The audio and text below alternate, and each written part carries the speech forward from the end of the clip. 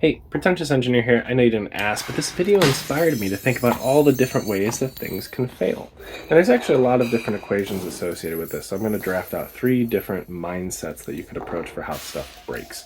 The first of which is going to be a simple beam analysis. If we look at the bottom edge of one of these bottles, when it hits the ground, there's a force exerted on it. And based on the material properties, there will be some level of strain in which the thing will start to stretch, and then it'll fracture if it's, say, a polymer or metal. Now for glass, it's just going to have a brittle failure, so it'll have a higher yield strength, but there's not really any yielding. It's just the end strength. I forgot what that's called. It's like ultimately fails. But the other thing you could think about is if there's like a micro crack in the surface of something, eventually that crack will propagate over time until eventually it leads to a failure. And then there's this waterfall analysis invented by this wonderful Japanese mechanical engineer that was one of my heroes growing up, where you can start to look at cyclic loading that's uneven and how that eventually causes failure. Anyway. Oh hey, it's Joe from the future. I wanted to share one of the biggest mistakes I've ever made while I make my morning shake, so let's get to it. I was always one of those math and science kids, and I was told, hey, you need to go towards the engineering path, and I was just kind of scuttled that way without really knowing what an engineer is or what they do or what the life in that space could look like. But I kind of decided, yeah, I'm going to be an engineer. And when I was looking at colleges, there was the University of Illinois, and I grew up in Chicago, so that made sense. Though it didn't feel very special because it was like from the same state I've always been in. There was Ohio State, which was a much larger institution, looked a lot more fun. My wife was interested in going there. And then there was Ohio University, which I interacted with at a career fair, and I thought it looked really neat. We visited the campus, it was really aesthetic and beautiful. Long story short, I got into the University of Illinois, which was, well, I got into all 3.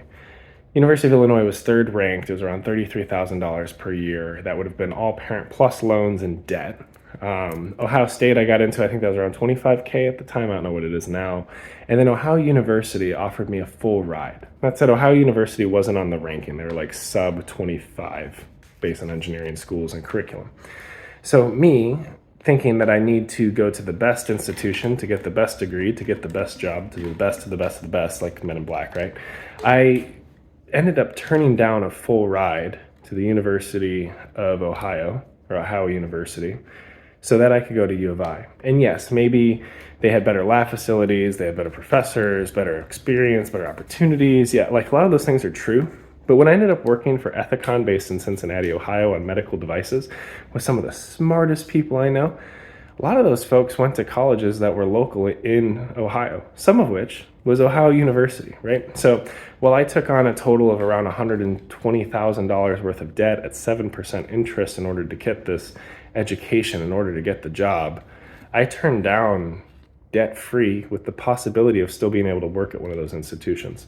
So a lot of the like perceived prestige from some of these organizations, there's a truthiness to it, but also be aware that you have to pay the cost down the road, and the true cost of education is kind of mixed along with the true value. A lot of the things I learned at the University of Illinois, you can actually pick up from MIT's free courseware. So like if you wanted to study computer science, but you didn't want to like spend the money on it, MIT's entire computer science degree program is available for free.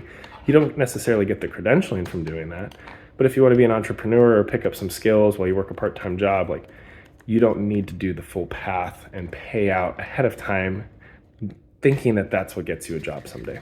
Anyway, you can sip on that.